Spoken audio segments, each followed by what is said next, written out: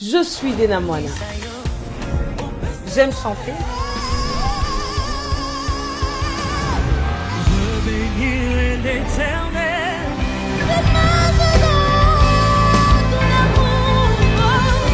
Mais j'aime aussi cuisiner.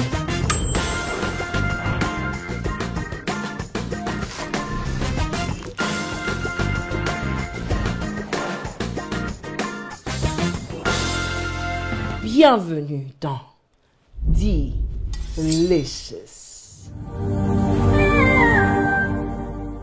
Hello guys et bienvenue dans Delicious.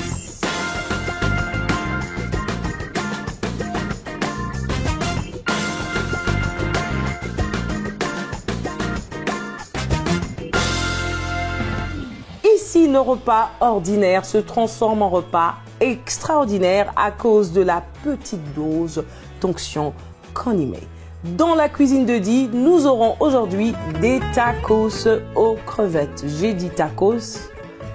Oui, tacos. Et pendant que nous serons en train de cuisiner, nous allons parler sur un sujet costaud, lourd,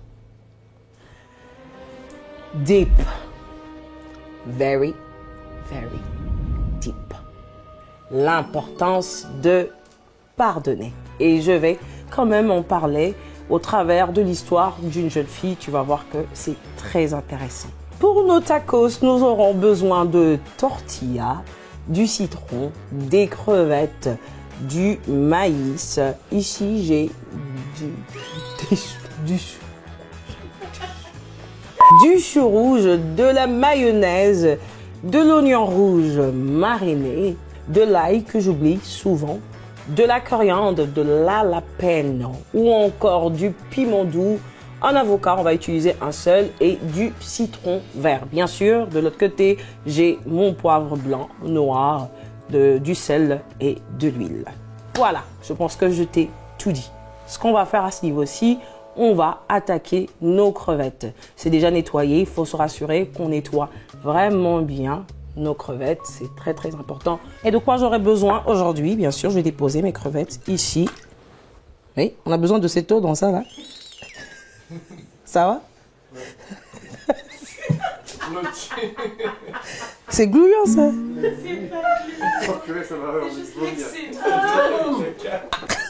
Yo, on va refaire, pardon. C'était dégueu.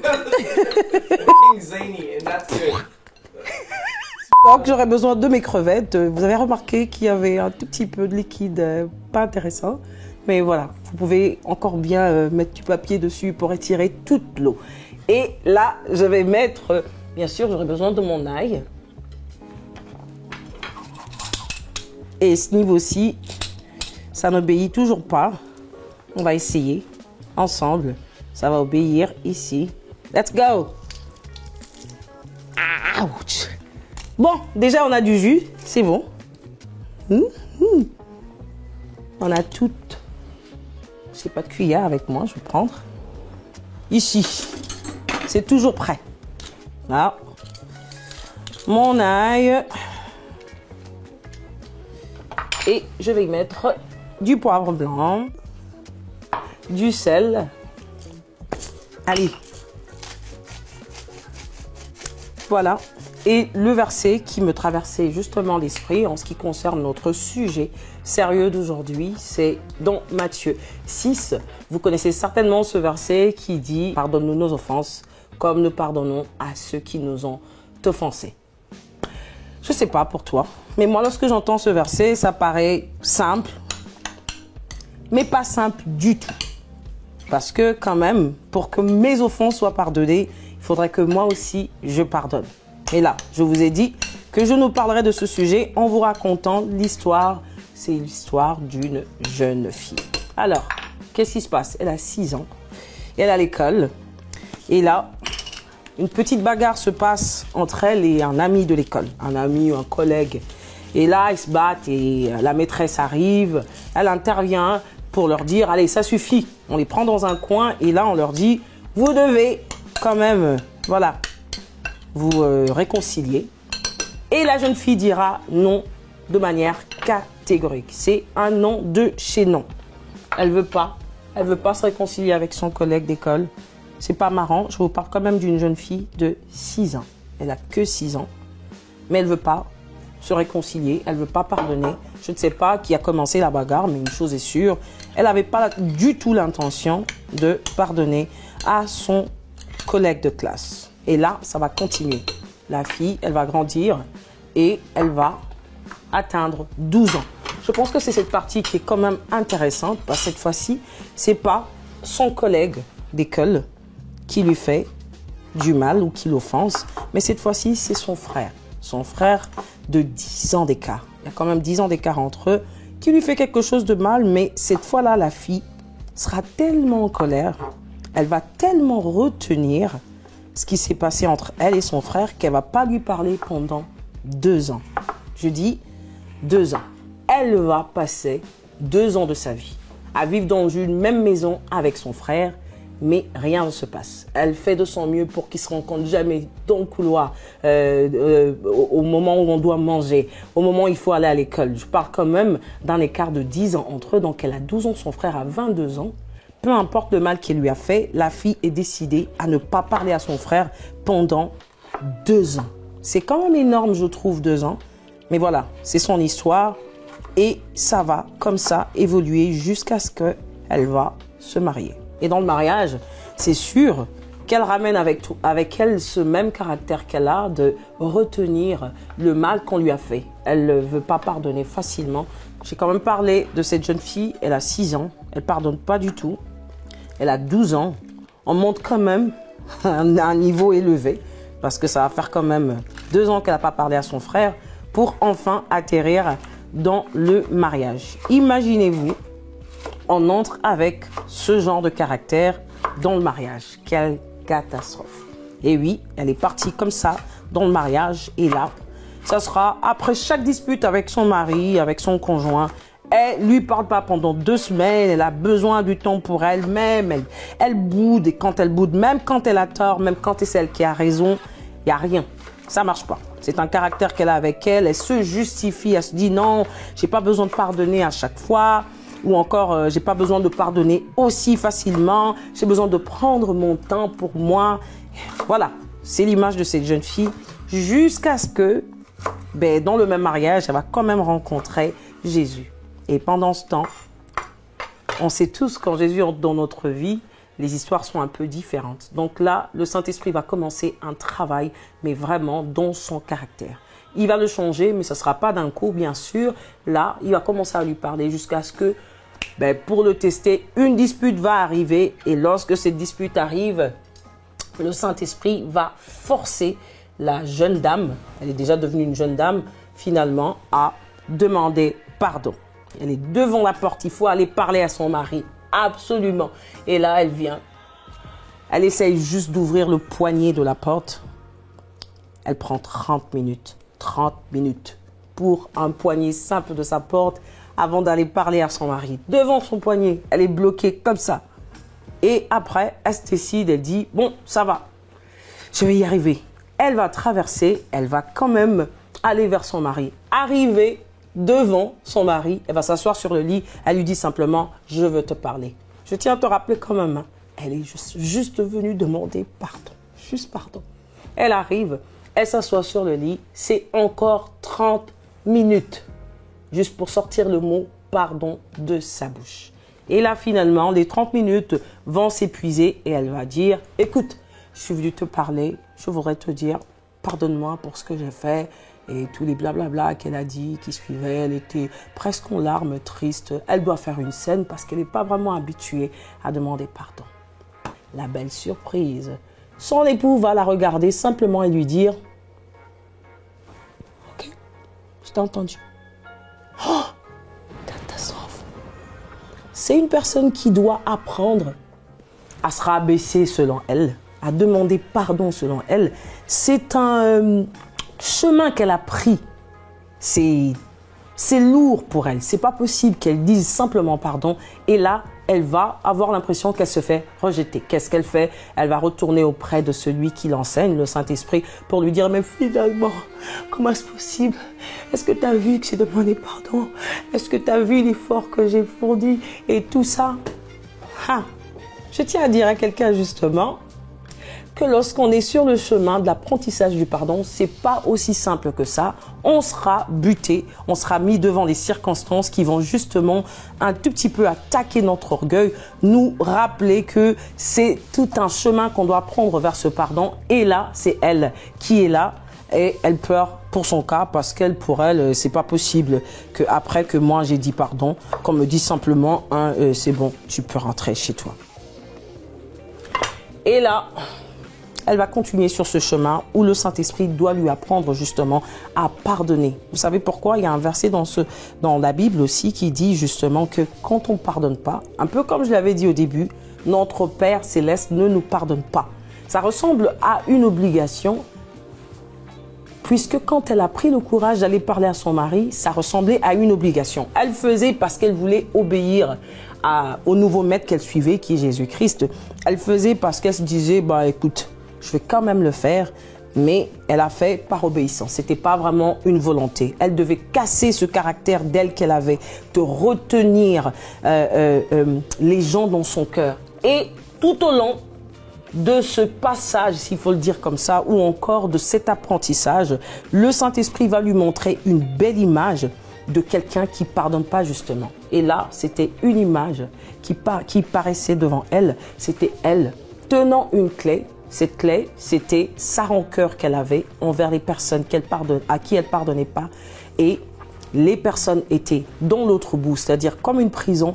Et elle avait la clé, mais elle ne pouvait pas bouger de cette prison parce que c'était elle la surveillante.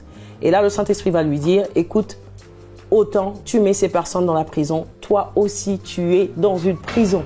C'est la plus grande image qui a pu passer dans la pensée de cette fille, qui a pu justement déclencher ce besoin, non simplement d'obéir, à demander pardon ou encore à marcher vers le chemin du pardon, mais ça a permis justement à cette jeune fille de prendre elle-même le courage de se dire, je pense que j'ai vraiment besoin de pardonner parce que le temps que je perds à retenir les gens dans des prisons, ben moi aussi je suis dans une prison. Je pense que c'est aussi une manière de te dire aujourd'hui que le pardon libère. Quand tu apprends à libérer ceux à qui tu en veux, ceux qui t'ont fait du mal, ceux qui t'ont offensé, justement, tu atteins ce niveau où tu les libères et toi aussi, tu es libéré. Bon, là, je pense que je vais passer quand même au niveau de mon chou. Je ne sais pas si cette histoire parle à quelqu'un, mais moi, justement, ça m'encourage et j'espère que quelqu'un va prendre la décision justement de libérer son cœur, de prendre la décision de pardonner parce que tu ne veux pas être prisonnier. Tu ne veux pas être dans cette prison. Tu dois prendre aujourd'hui la décision de libérer. Libère tous ceux qui t'ont offensé. Que ce soit toi qui aies été offensé, que ça a été fait de manière intentionnelle. Des fois, les personnes nous offensent sans le savoir. Ça peut aussi arriver qu'ils le fassent parce qu'ils le pensaient vraiment. Mais c'est à nous la décision justement de les libérer pour que nous soyons nous-mêmes libérés. Le pardon libère. Et je voudrais le dire à quelqu'un aujourd'hui en faisant ma salade. Cette jeune dame va apprendre justement à pardonner. Ça a commencé par simplement de l'obéissance pour finalement devenir des actes qu'elle va poser de manière volontaire. C'est à ça que le Seigneur veut emmener quelqu'un aujourd'hui. Et l'histoire va continuer avec la même dame qui, cette fois-ci, va avoir une dispute avec sa sœur. Et qu'est-ce qui se passe? Sa sœur qui l'a vu grandir, qui la connaît, qui sait qu'elle avait des difficultés à pardonner. Oui, ça saute ici, c'est bien. On a besoin de ça. C'est vrai, c'est réel. Voilà, je mets mon citron. J'avais mis tout à l'heure de la mayonnaise. Et là, à ce niveau-ci, je veux mettre du poivre. Donc, sa sœur qui l'a vu grandir, elles vont avoir une discussion finalement un jour. Et à la grande surprise de la petite sœur, c'est elle qui va aller vers elle pour lui dire, écoute, je veux que tu me pardonnes. Elle s'excuse. Oh là là, La scène était belle parce que sa sœur, qui l'a vu grandir, qui sait qu'elle a du mal à pardonner, du mal à libérer. Elle a peut-être pas encore fait cette expérience avec elle et cette fois-là, ça s'ouvre pas. Un peu comme elle qui avait du mal à pardonner. Et finalement, c'est elle qui va aller vers sa sœur et qui va lui dire, écoute, pardonne-moi. Sa sœur est choquée. Elle est tellement choquée qu'elle lui dit, dis-moi, qu'est-ce qui s'est passé dans ta vie? J'aimerais moi aussi faire la même expérience que tu as faite. Comment ça se fait que cette personne que je connaissais, qui ne pouvait pas pardonner, qui avait du mal à libérer, qui faisait même pas un pas, soit vers ceux qui l'offensaient ou vers ceux qui, elle, l'offensaient? Qu'est-ce que tu as fait? Dis-moi ton secret. Et elle lui dit à la fin, parce qu'elle savait qu'elle avait donné sa vie au Seigneur, elle lui dit, écoute, moi aussi j'ai envie de connaître cette personne que tu as connue.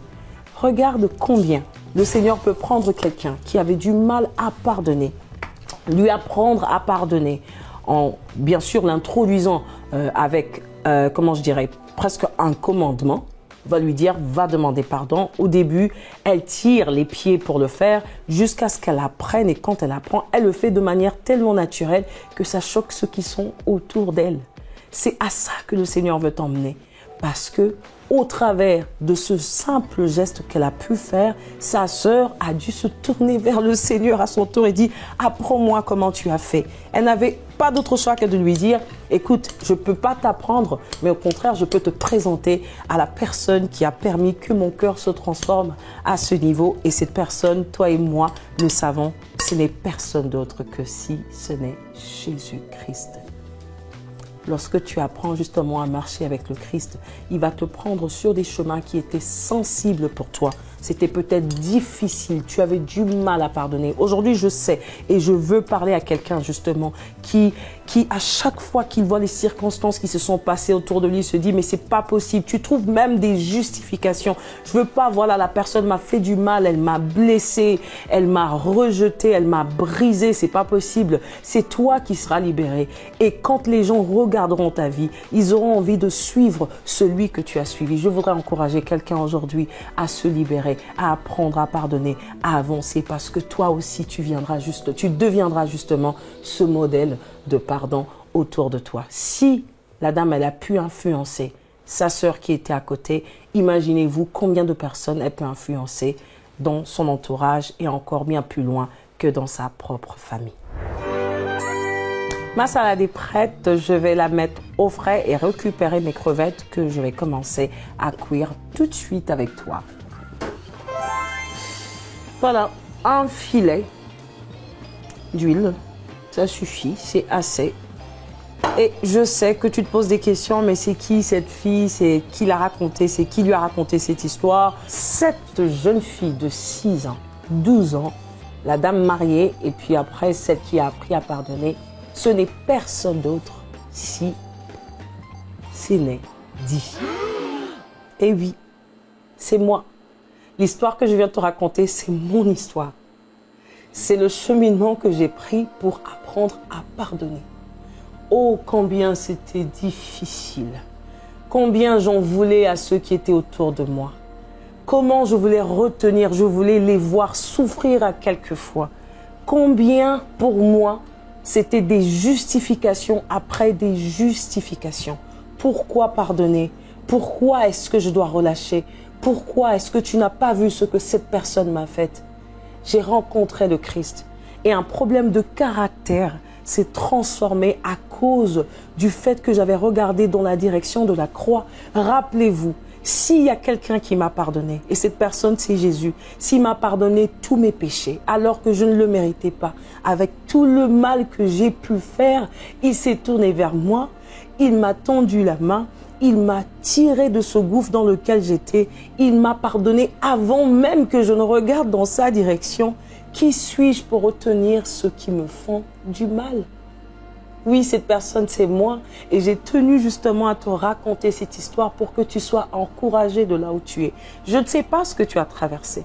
Je ne sais pas par quelles circonstances tu es passé pour pouvoir justement développer ce caractère. Peut-être que ça a commencé dans ton enfance. Peut-être même aussi pour toi, c'est à cause d'une circonstance qui s'est passée hier. Quand je dis hier, c'est il y a 2 ans que ton cœur est devenu meurtri et que tu te dis non, c'est pas possible que je laisse passer, c'est pas possible que je puisse, voilà, pardonner à ces personnes qui m'ont fait du mal. Je voudrais t'encourager qu'il peut te prendre de là-bas où moi j'étais, à mon jeune âge, jusqu'à grandir avec ce caractère lourd qui est difficile, parce que c'était difficile. J'ai juste raconté quelques parties, mais c'était difficile pour ceux qui étaient autour de moi. Mais le Seigneur m'a transformé.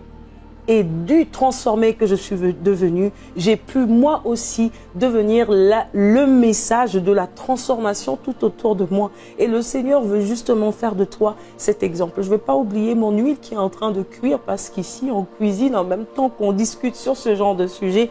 J'ai dit que c'était lourd, mais c'est lourd et léger à la fois parce qu'il nous dit que son joug est léger. Lorsque moi j'ai accepté de lui donner justement ce qui était lourd pour moi à porter, il a fait cet échange avec moi et il m'a donné son joug qui était léger. Et aujourd'hui je me sens plus que légère. Ben oui, cet homme qui dans le mariage, c'est mon pauvre mari qui a dû, voilà, justement endurer ces moments avec moi où après des discussions, c'était 1 semaine, 2 semaines, tu ne parles pas, tu tournes le dos quand tu dois être couché. Et là, les choses ont changé jusqu'au point aujourd'hui, il me surnomme Mère Teresa. Mère Teresa parce que je pardonne. Je ne sais pas le nombre de fois qu'il faut que quelqu'un me fasse du mal. Je pardonnerai encore. Comme dans ce verset qui dit justement, qui nous encourage à pardonner 70 fois, 7 fois, des milliers de fois. Ça veut dire, il n'y a pas de limite. J'ai pardonné aujourd'hui, je vais pardonner demain, je vais pardonner. Je pardonnerai jusqu'à ce que je quitterai cette terre parce que moi, j'ai été pardonné. Alléluia. Voilà.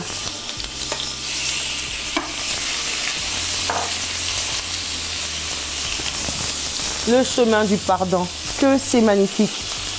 Et là, je vais laisser mes crevettes au feu cuire 3 minutes de chaque côté. Là, je pense que j'ai presque fini de ce côté-ci, mais j'ai aussi fini un peu de te parler. Ce que je souhaiterais vraiment t'encourager aujourd'hui, c'est de prendre justement cette décision vers le chemin du pardon. Tu ne peux pas savoir combien c'est dur, certes, mais ça devient aussi facile lorsque ça quitte le niveau d'une obéissance simple et que ça entre à un niveau où tu le fais de manière volontaire. Ce que je voulais te communiquer aujourd'hui, c'est que c'est bon, c'est bien d'apprendre à pardonner parce que c'est toi qui deviens justement le messager du pardon. Allez, on revient tout à l'heure, je vais laisser frire mes crevettes et on va revenir pour ensemble créer notre tacos.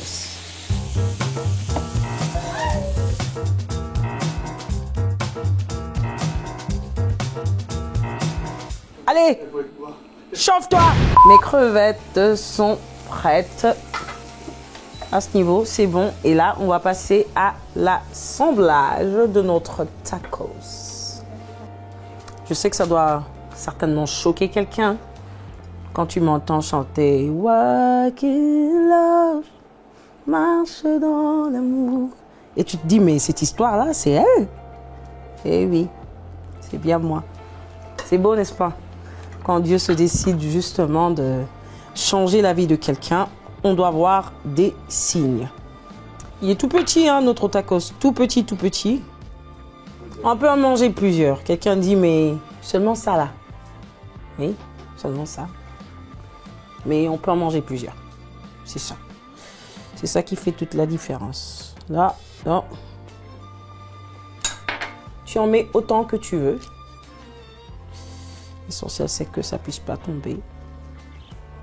Je vais en mettre une seule. Elles sont assez, voilà, costauds, les crevettes. Et voilà, c'est à ça que ça doit ressembler. Mais sinon, on va revenir tout à l'heure pour le moment tant attendu dégustation.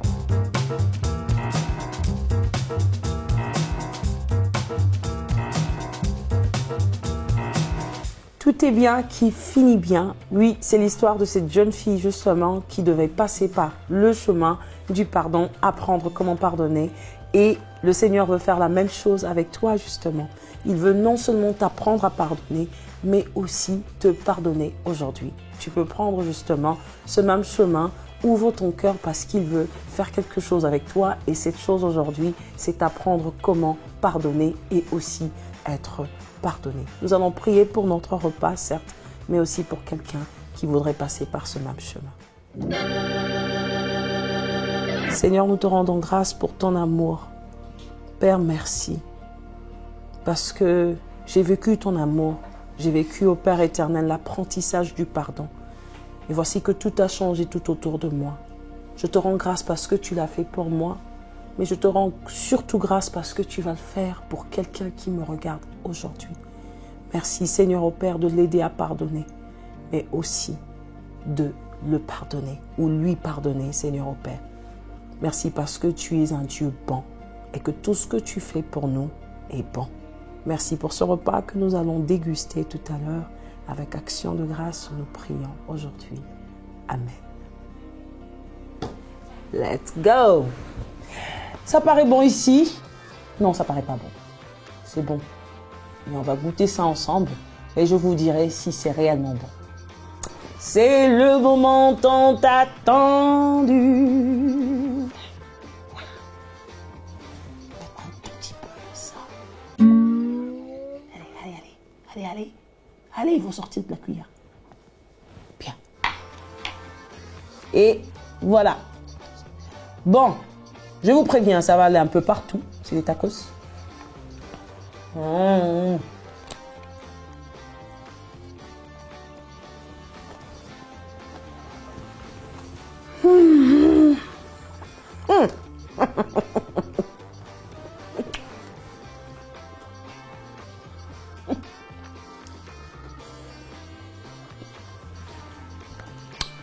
Ah, c'est trop bon. C'est beaucoup trop bon pour que tu ne l'essayes pas chez toi. Allez, vas-y. Sinon, moi, je vais continuer à déguster mon repas. Et on se revoit pour un prochain repas. Delicious. Yeah!